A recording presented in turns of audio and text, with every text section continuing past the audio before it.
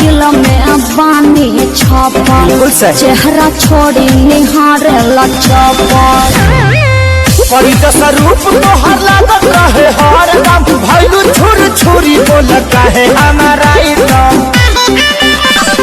देखिए पक्का पड़ा पर बात माइले अखिलेश के सारी तुला गला खाइले हमारे बरामा में छुछु नारी लिखाइले चुप रहा अपने बड़ा छुछु जवानी सुनिए राजा जानी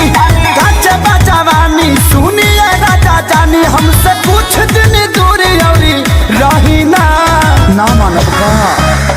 नाम है हमारो कमर लोटे साहिना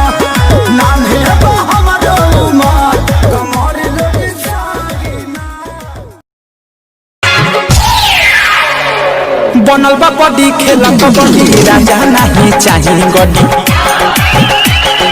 बनल बा बॉडी खेला कबड्डी राजा नहीं चाहिए गड्डी 10 नहीं 20 ना 1000 दीजिए पार लीजिए खिया के मजा मार लीजिए ओए होए पार लीजिए खिया के मजा मार लीजिए पछले बात करी रागे देखिया जब मोटा गइल बा मोटा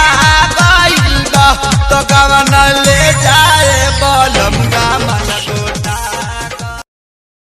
तुहर बतिया लगेला जैसे गोली जैसा तू तो सच हमें लगेलो हीरोइन जैसा हम करी तो से प्यार तुझे करेलो इनकार काहे बतिया न मानेलो तू लड़की अच्छा